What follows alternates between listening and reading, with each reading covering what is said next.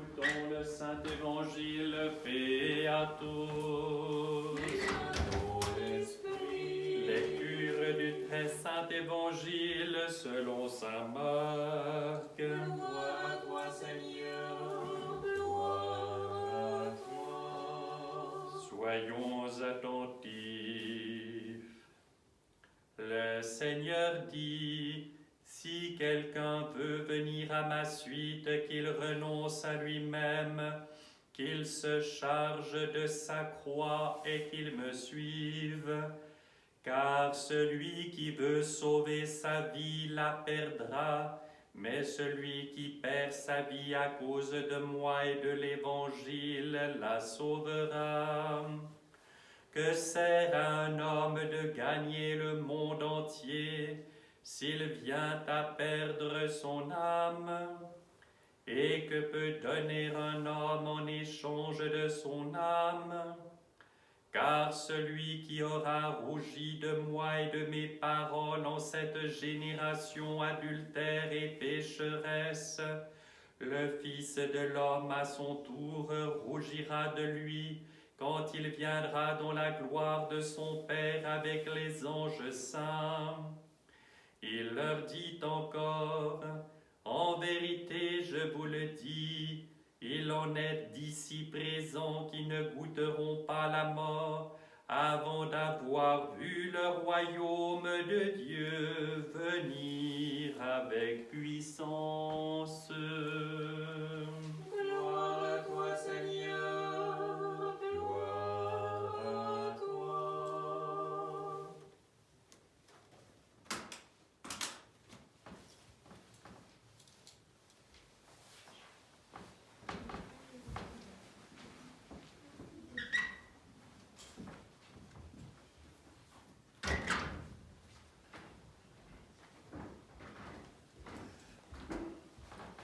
Au nom du Père et du Fils et du Saint-Esprit, ainsi soit-il. Chers frères et sœurs,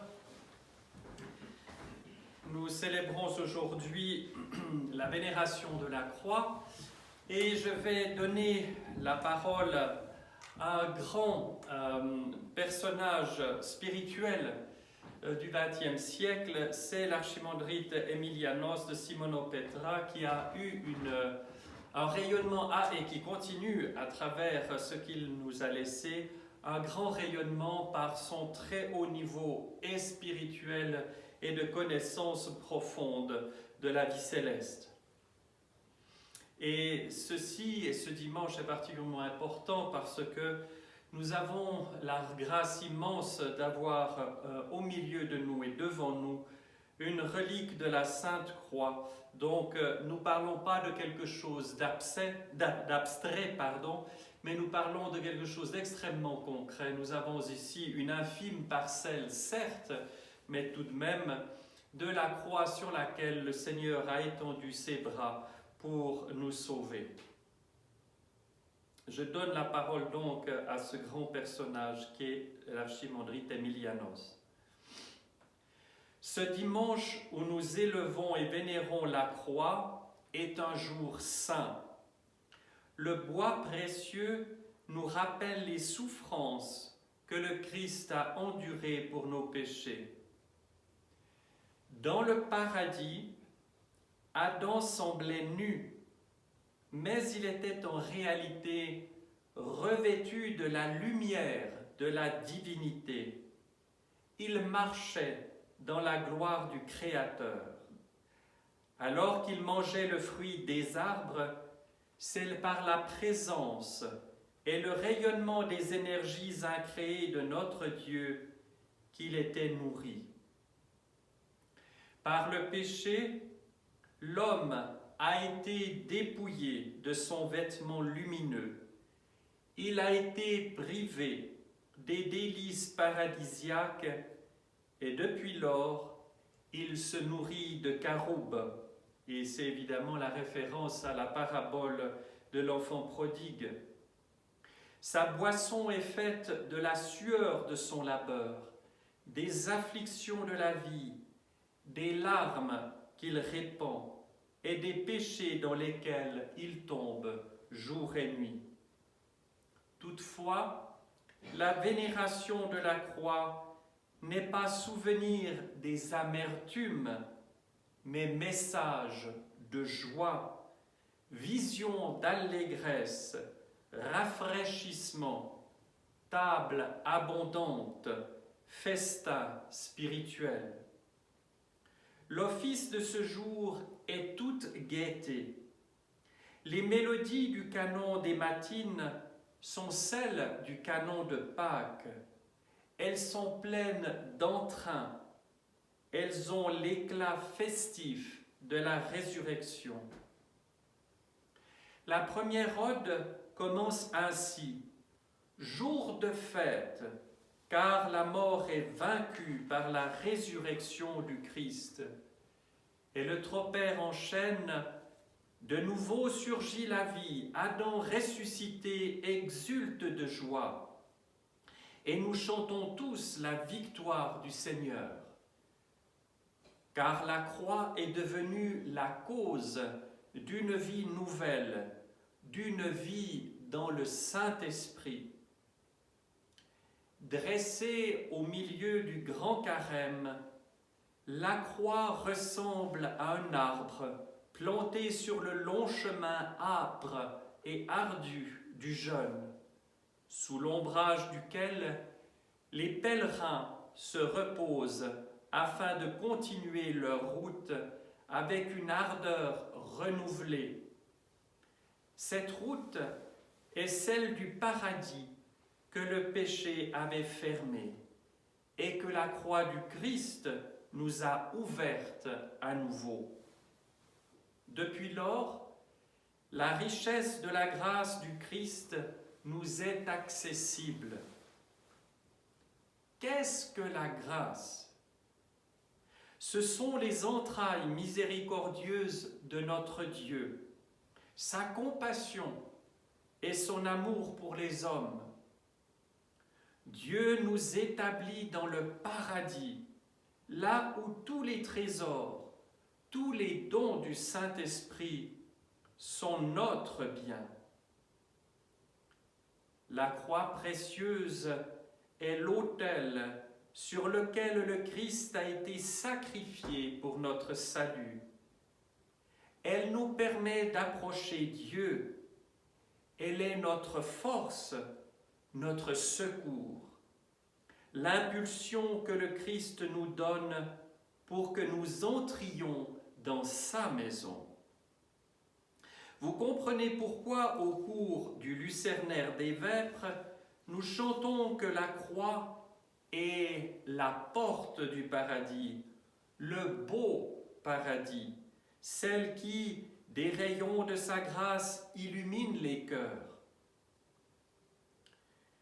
Durant les laudes des matines, nous chantons que le Saint-Bois est la source des dons du Saint-Esprit. Ceux-ci nous nourrissent, nous abreuvent, nous enrichissent, afin que nous croissions dans la grâce de la connaissance de notre Seigneur et Sauveur. Il en est ainsi parce que la croix nous a redonné le vêtement divin que nous portions autrefois. L'arbre de la croix apporte aux hommes le vêtement de la vie, nous dit le catéchisme du Polyélei des Matines. Nous avons revêtu le Christ. La croix nous a comblés de la grâce divine. La grâce, c'est aussi l'amour du Christ, appelé par lui-même commandement nouveau, parce que son amour rétablit les relations de l'homme avec Dieu. Cet amour est déversé à profusion lors de son incarnation. La grâce est présente dans toutes les œuvres de Dieu, et celles-ci ont abouti à l'incarnation du Verbe. Et du Christ jaillissent les débordements de la grâce, lesquels irriguent le monde entier. La grâce démontre que Dieu, qui était tout amour depuis la fondation du monde, continue de l'être en nous octroyant ce qui nous est nécessaire, afin que s'accomplisse le plan qu'il avait fait pour nous depuis l'origine, pour que nous obtenions ces divines promesses. La grâce témoigne que le Dieu d'Abraham, d'Isaac, de Jacob, de David, des prophètes et des justes, des apôtres, des martyrs, des moines, des confesseurs et de tous les saints pour lesquels il a opéré tant de miracles, est le même Dieu, notre Dieu, celui qui est et qui vient. Dieu sera toujours le même.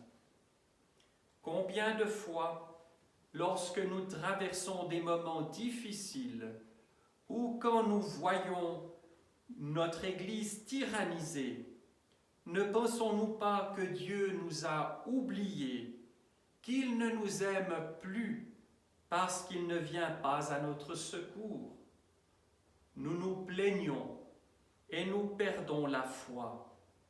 Cependant, Dieu est fidèle, il est juste, il ne retient pas ses dons.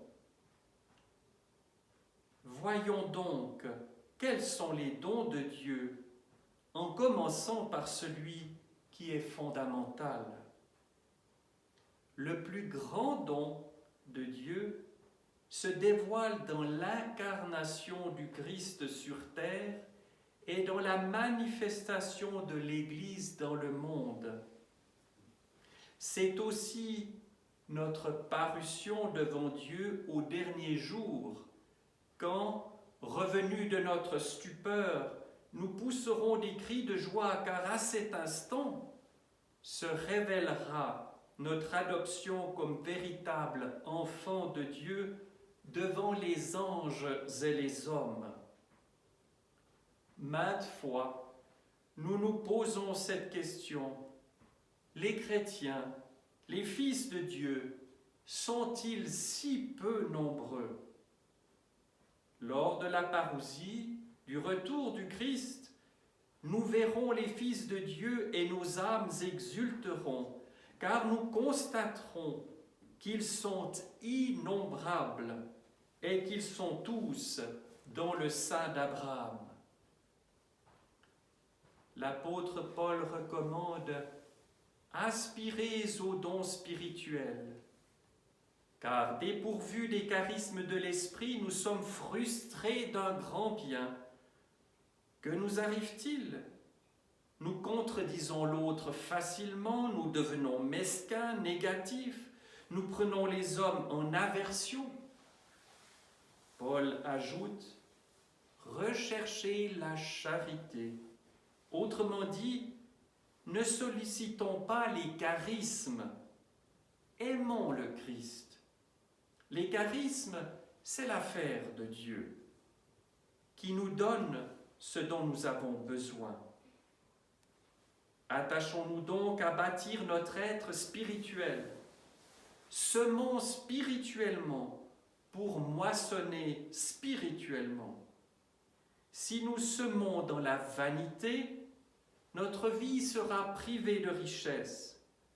Semons l'amour pour récolter l'amour.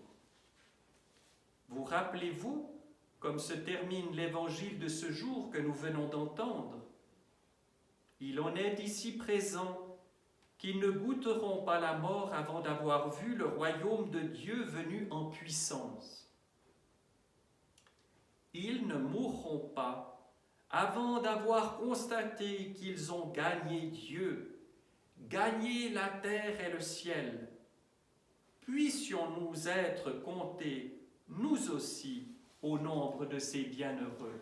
Au nom du Père et du Fils et du Saint-Esprit, ainsi soit-il. Et je vous demande de prier très ardemment, aujourd'hui en particulier, mais tous les temps qui viennent, pour tous ceux qui sont persécutés pour la foi, pour la communauté monastique, importante d'ailleurs, plus de 460 moines, qui menacent d'être encore une fois expulsés du monastère des grottes de Kiev. Ils l'ont été du monastère de la partie haute de la Laure et maintenant de la partie basse. Donc ne nous inquiétons pas de ces choses-là, soyons juste fermes dans la foi. Aimons-nous les uns les autres, parce que seul l'amour désamorce tous les conflits, toutes les guerres, toutes les persécutions.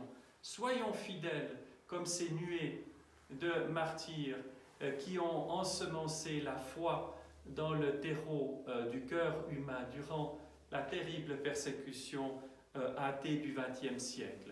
Au nom du Père et du Fils et du Saint-Esprit, ainsi soit-il.